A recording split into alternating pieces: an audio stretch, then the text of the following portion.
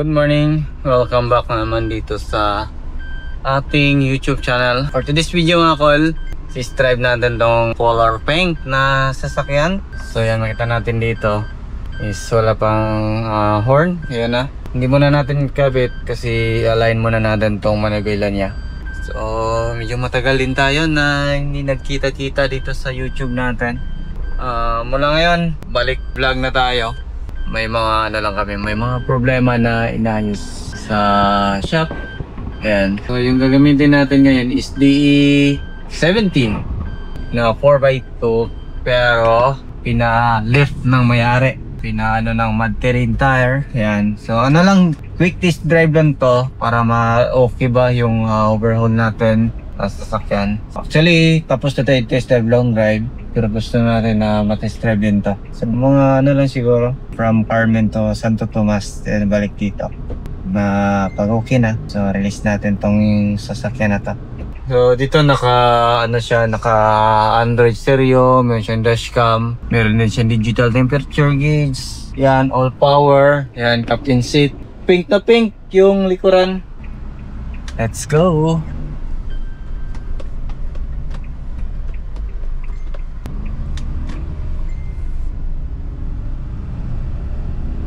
Hindi pa align yung manibela. Makita natin. So ano lang, pag-align nito, huwag nyong ipurso na straight tong manibela na to kasi kakabig talaga yan. Kasi may mga client kami or may mga customer kami sa shop na sinasabi na ano daw, kabig daw yung kanilang sasakyan. Paano naman? Bakit hindi maging kabig na kahit tabingi konti yung steering wheel, pinuforce nila na i-align dito. So hayaan natin yung gulong yung mag straight, then saka natin i-align. Katulad yan, hindi natin ilagay yung dito. So mamaya ipakita ko sa inyo kung paano natin i-straight yung ating manibela. So quick tutorial lang. So hindi nakakalam pala mga kol, shop natin nag-focus na din tayo sa repair and maintenance sa iba't ibang klase ng sasakyan. Patuloy pa rin yung paggawa natin pero medyo matagal, 8 to 12 months bago matapos natin kasi meron pa tayong mga pending na mga ginagawa na mga sasakyan. Yun, tinatapos lang namin yan yung mga kasi gusto namin na smooth yung production. Ayan, so hinahanapan ko talaga ng paraan may konting capital talaga. Kaya target natin kasi yung hindi na siya mid-order, yung finish na lahat yung i-display natin sa shop natin. So dito na tayo sa Municipality of Carmen kung saan sakop yung ating shop.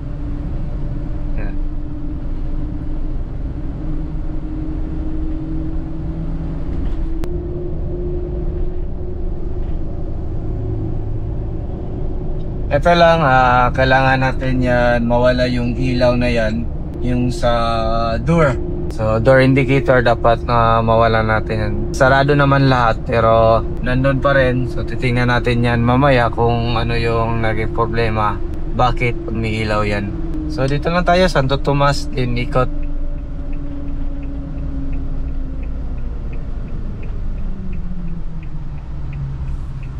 So wala na din tayong mga POV driving at saka sa channel natin. So sunod na mga content natin more on tayo, more on camping. Pero try pa rin natin na maglaan ng oras para sa pag-build or sa mga natin sa minivan natin. Mag-align na tayo dito sa ating manibela. So yung gagawin natin mga kol is patakbuhin natin ng straight katulad nyan. Yan, dapat straight. Pag straight na yan, straight, saka natin full brake tayo. Tapos yan, hazard muna tayo para tapos tatanggalin natin tong bolt dito sa gitna ng gamit kayo ng 17mm na socket or mas maganda socket. Ayan, tapos kasi align na yung gulong natin. Tatanggalin natin yan. Tapos align. Ito is horn. Yan. Tapos ilagay natin ng straight. Ayan. Diba? Straight. Tapos ganun. Tapos lagay natin yung bolt. Yan. Yan, diba? So, align na yung manibela natin. Saka natin ilagay or higpitan to. Tapos ilagay yung sa horn na cover dito. O yan. So, switch sa horn. Ganyan lang kadali mga kol, yung pag-align sa manibela. Pero pag naka-align na yan, tapos kakabig pa rin, so may problema na sa pangilalim natin. Diba? So, ayan. Eco-mode. Goods. Ganda ng takbo. 4x2 to ha, na naka mud terrain tire, 13 inches, 165 by 80, R13 yung gulong natin. So ganda ng takbo, 78, 77, tapos naka eco mode lang. Ayan.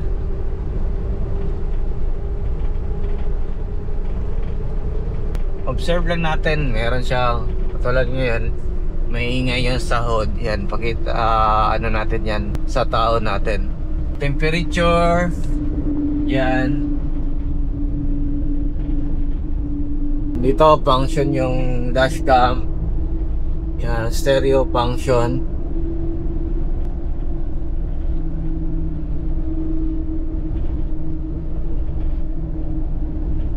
Itong unit pala mga kol is i-deliver to sa Misamis. Yan, so Misamis yung may-ari nito. Kadalasan sa mga client natin is from Luzon, ayan, Visayas and Mindanao. So nationwide yung production natin. Nag-drive position lang tayo. Ayan, oh. Ganda ng daan. 80.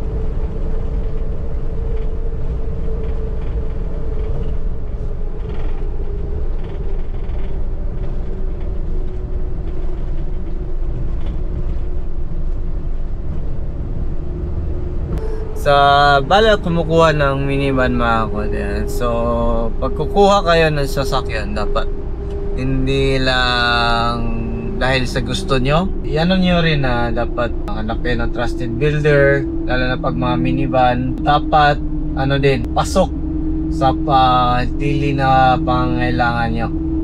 So dapat ganun, kasi yung iba is bumili dahil gusto pero hindi naman pasok sa kanilang pangailangan. Pag minivan, hindi naman ito pang malakasang sasakyan. Pero ito para sa amin, para kahit yung mga kumukuha, kahit ako, is sobrang gamit talaga sa araw-araw natin na biyahe. Pwede ka magsakay ng maraming tao, pwede ka mag-load ng maraming gamit. Ayan. So napaka sulit talaga yung mga ganito. Yan. Yun lang yung mga natin sa pag about naman sa paggawa. Kami dito sa team namin, hindi naman din kami perfect. Yan din kaming mga sablay. Hindi lang natin nakikita, hindi lang namin makita dahil sa sobrang busy. Minsan nagpo-focus kami kung paano namin i-solve yung mga problema sa sasakyan namin. Lalo na ngayon, sobrang busy na natin kasi na tayo, nag-accept na tayo ng mga repair kahit hindi galing sa atin yung sasakyan, is ina-accept na natin.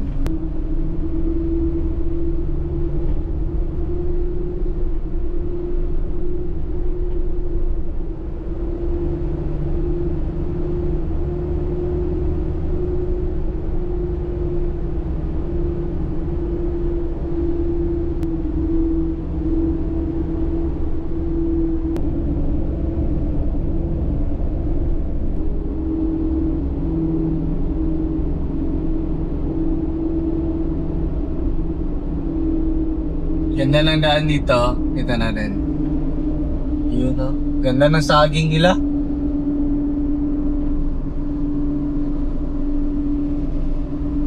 Ganda ng saging nila. Na magkaroon tayo ng ganyan soon. Marami tayong pangarap sa buhay. Ito minsan hindi natin nagagampanan yung kung paano natin ito pa rin dahil marami tayong gusto pero hindi kaya ng katawan natin. Hindi kaya ng budget, capital, di ba? Try natin na everyday mag-vlog kahit konti yung views. Try natin na everyday maka-update tayo dito sa ano natin, channel. Lamig ng aircon, lalo na pag mga day 17. Ano lang kailangan, kung gusto nyo tatagal yung sasakyan, kailangan nyo ng alaga sa change oil, ganon. Importante yan, change oil, coolant. Kung meron kayong mararamdaman konti, pa-check nyo agad sa mekaniko. Kasi kahit gaano kagaling yung builder na yan, kahit brand nyo pa yan galing sa kasa, kung hindi nyo alagaan, hindi nyo susundin yung periodic maintenance, hindi rin tatagal yung sasakyan natin. Patulad yung sa camper van ko, 3 years na yata yun, pero yun, solid pa rin, hindi kami iniwan sa biyahe. Ano lang, alagang change oil lang talaga, pinaka-importante. Isa sa pag-alaga is yung pagpili ng magandang engine oil dito sa ating mga sasakyan. Yeah. So kami dito sa shop namin ngayon, riding namin na i-actual test talaga yung engine oil na gamit namin. Hindi kami basta-basta gumagamit ng ibang oil. Noon sa pangalan, sinicheck pa rin namin kasi may mga oil na sa super noon, dahil sa sobrang noon niya is mag-compromise na yung quality ng engine oil. Dito sa amin, gumamit kami ng Prime Lube oil or Prime Lube lubricants. Yun yung gamit namin kasi nakita namin na swak din sa weather dito sa Pilipinas kasi isa sa kalaban ng ating engine oil is yung init. Dapat pag uminit siya ng todo, dapat hindi siya malulusaw or mag-oil sludge. O yun yung pinaka-importante sa natin sasakyan kasi alam naman natin sasakyan or yung makina natin is umiinit talaga yan. At least pagdating kung iinit siya, madali din siyang mag-cool down. So yan yung kaganahan sa Prime Lube lubricants. Then ginawa po yung Prime Lube na pinadala dito sa atin sa Pilipinas is ginawa talaga para sa weather dito sa atin. Pero itong oil na to, yung oil natin, gagamitin natin doon sa Japan, sa nag-yellow na country, hindi talaga ito pwede. Yan talaga yung gamit natin sa Suzuki Jimny natin. Yan din yung gamit natin sa mga latas sa sasakyan natin. Yan. Haba ng pintungan natin, malaya na yung narating natin, no? Ganda talaga ng mga saging nila dito. Ang lalaki ng ang tataba.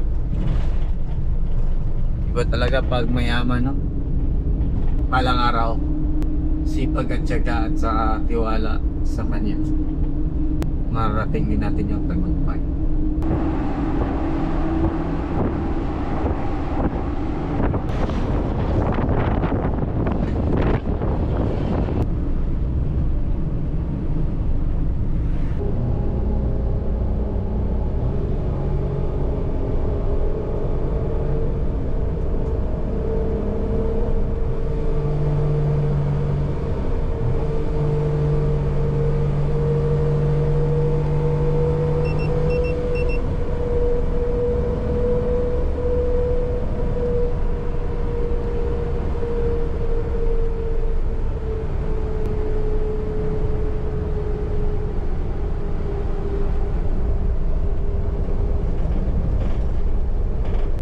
Dito na tayo sa Santo Tomas, mga kol.